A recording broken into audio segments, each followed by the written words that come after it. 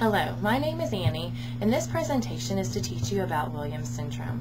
This presentation is part of my requirement for IEC 522 at the University of Kentucky. Williams syndrome is named after the two doctors who first discovered patients with similar cardiovascular issues and also similar physical appearances.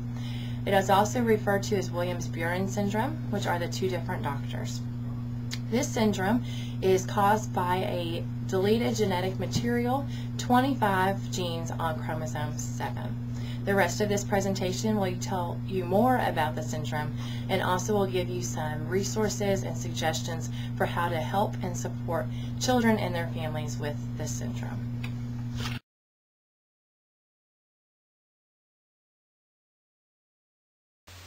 On this page you see various faces of children who have Williams syndrome. On the website www.wsf.org you will find a tab that is a photo gallery that allows families to post pictures of their children who are affected with Williams syndrome. This allows the communities and people around the world to see a face with the syndrome and to learn about how these children are living successful lives.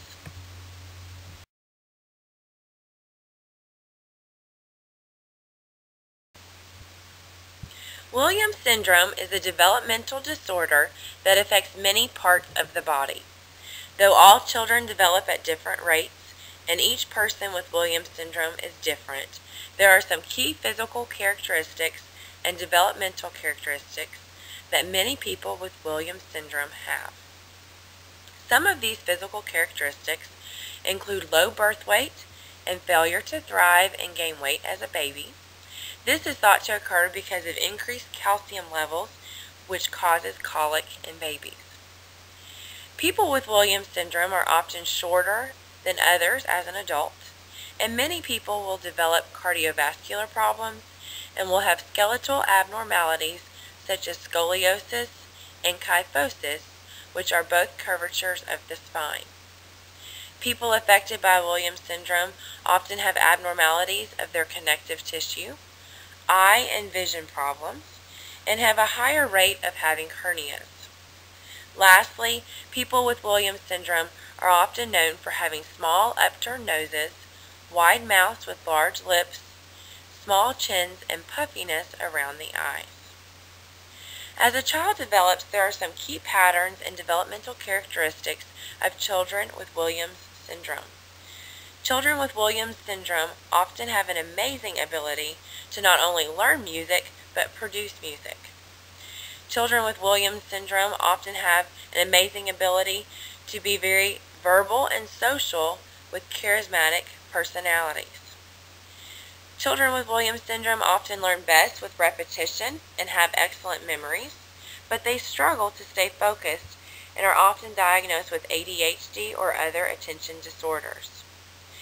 Children with WBS are very sensitive to others, and feelings can sometimes be very emotional, or their feelings can get hurt in various situations. WBS also sometimes is related to having more phobias and anxieties than those without Williams syndrome. And lastly, children often have developmental delays, lower IQs, and various learning disabilities that especially relate to math, reading, and tasks that require visual spatial understanding.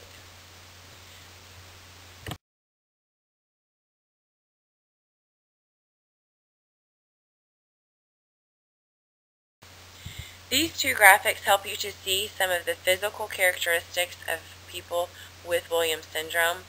Some of these facial characteristics include the low nasal bridge, which creates kind of an upturned nose on those with WBS.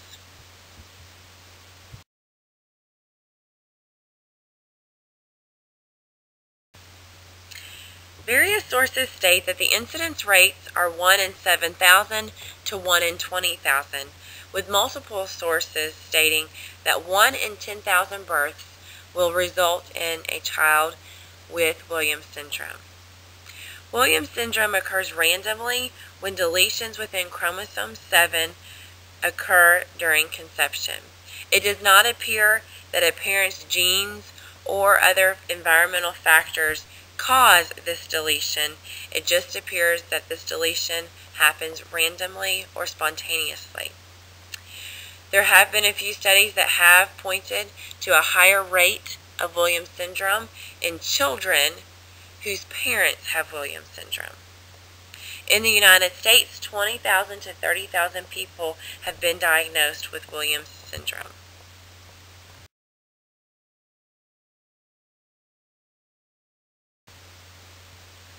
Listed here is the diagnosis and outlook for people with Williams syndrome. Babies are often diagnosed on the basis of failure to thrive within their first year of life. Many babies do not gain weight like they are supposed to, do not reach milestones, or as physical features develop, parents often begin to suspect issues. Health issues can also lead to a diagnosis after blood tests called FISH or the new microarray analysis confirm that there are deletions in the chromosomes. The outlook for people with Williams syndrome is very bright.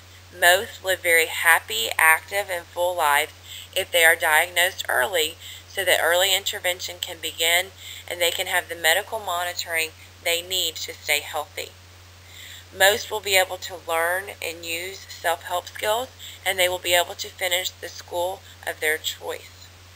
Employment, independence, and living arrangements as adults depends on the child.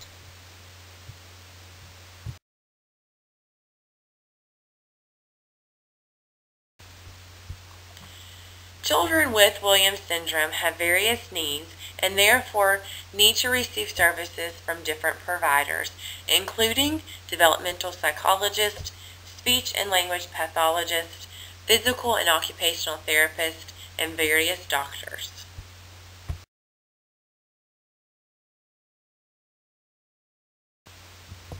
Listed are some ways to help support a child with Williams syndrome. The first is that often children with WBS will fixate on a particular object, topic, or person, and therefore their fixation becomes almost obsessive, and this can cause various issues. To help keep this from happening, it's important to try to constantly introduce new topics, activities, and toys. This will help the child find interest in a variety of things instead of getting fixated on that one thing to so much of an extent that it becomes obsessive.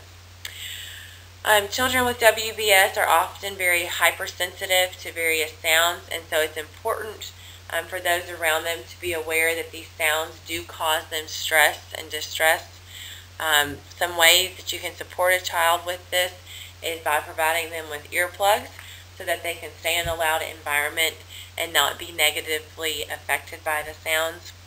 Also, it's very important to try to either reassure the child about the sounds and where they're coming from, give them warning about the sounds, or gently expose them to the sounds so that they can become used to hearing some of those sounds and not be stressed about them. Children with WBS will often start to begin to develop very great verbal skills and social skills and will want to engage in conversations and almost become obsessive on trying to interact with people and keep people talking with them. This is great, however, sometimes this can cause an issue, and so if this is an issue, it's good often to distract them with talking about another topic. Remind them that if they're asking the same question over and over again and you've provided them with an answer, to think back and to say that answer instead of asking the question again. Sometimes you will often have to ignore the repetitive questions or the incessant noises or off-topic questions. Lastly, music therapy and taking musical lessons can be very therapeutic and also very important to the progression of a child with Williams syndrome. And so it's very important from an early age to try to get a child with Williams syndrome involved and exposed to various music.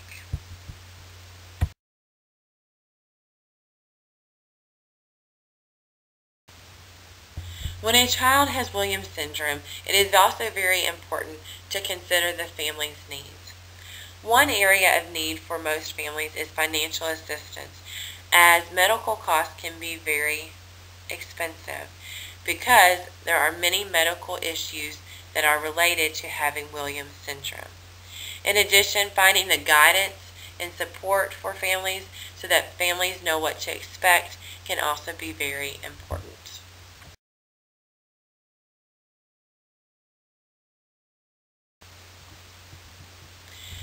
Listed are some suggestions for teachers who have a child with Williams syndrome in their classroom. The first suggestion is to have a hands-on approach to learning, as this hands-on approach helps the child to be actively engaged in the lesson and counteract the attention issues that some children with Williams syndrome have. Repetition and music as ways to teach and memorize and learn things.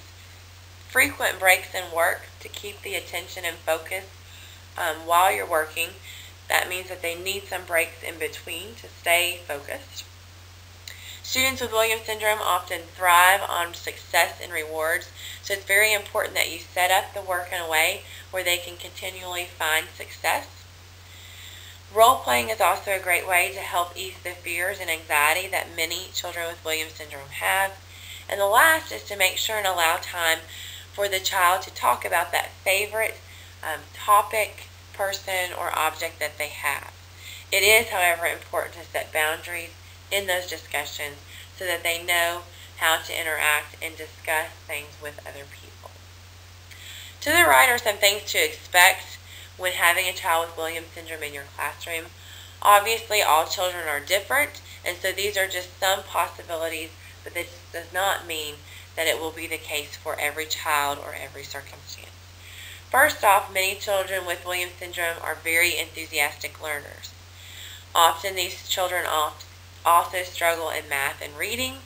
They are often considered to be auditory learners, and it's very important to expect that you will need to develop a team approach to meet all of the child's needs by working with other people in your school.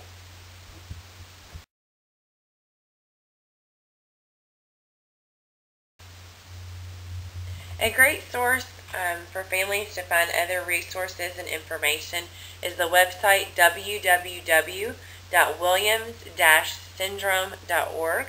On this site, it does list the various Williams syndrome clinics that one can go to get a child evaluated.